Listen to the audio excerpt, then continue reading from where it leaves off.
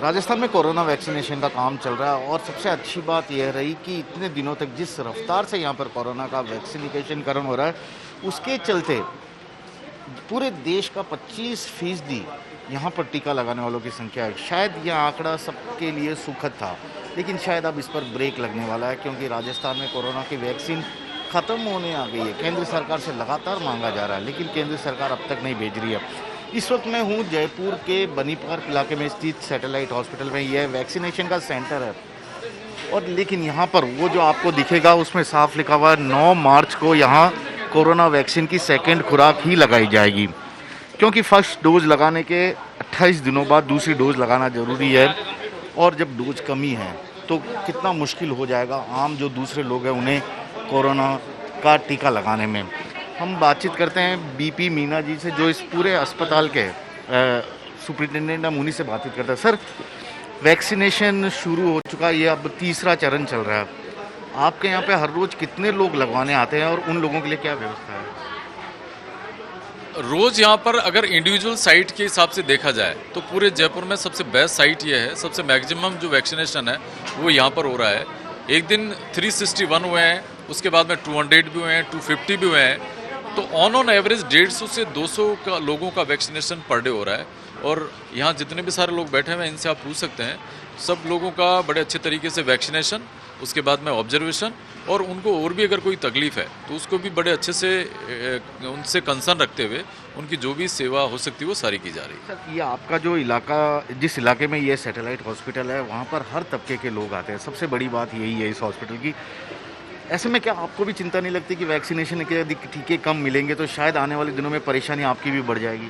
निश्चित रूप से जो बुजुर्ग घर से चल दिया है, जो आदमी ये सोच के घर से चल दिया है कि उसका वैक्सीनेशन होगा और किसी भी कारण से अगर उसका वैक्सीनेशन नहीं होता है तो वो हमारे लिए भी तकलीफ दे है और उनके लिए भी तकलीफ दे है।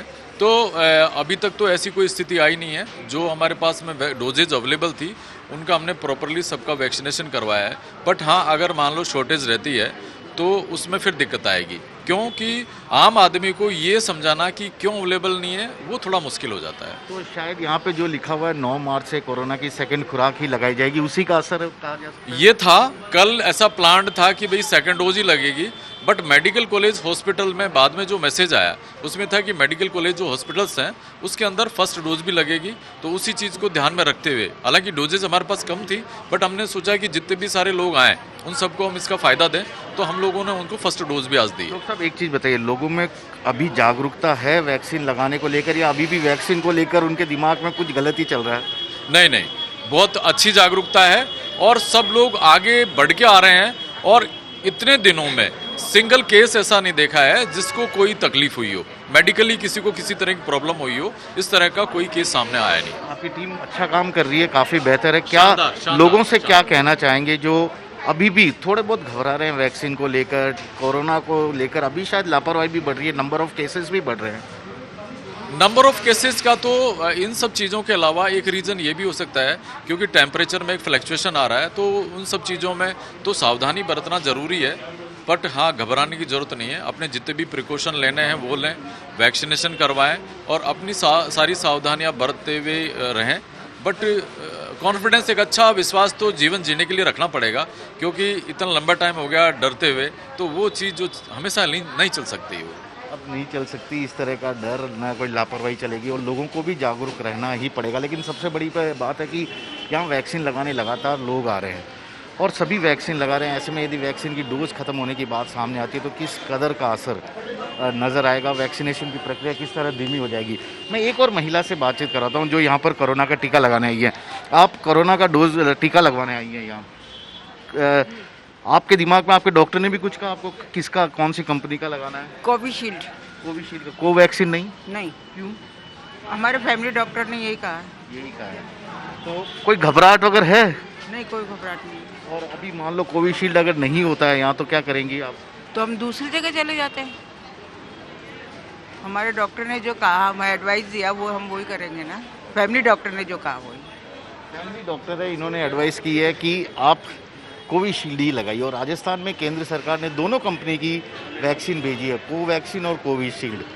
लेकिन अब दोनों की ही यहाँ पर कमी हो गई और राज्य के स्वास्थ्य मंत्री का यहाँ तक सीधा सीधा केंद्र पर आरोप है कि केंद्र सरकार के अधिकारी उन्हें कह रहे हैं कि वैक्सीन आएगी तब आएगी, जब तक आप वैक्सीनेशन की जो प्रक्रिया चल रही है उसे थोड़ी धीमी रफ्तार में कर दीजिए।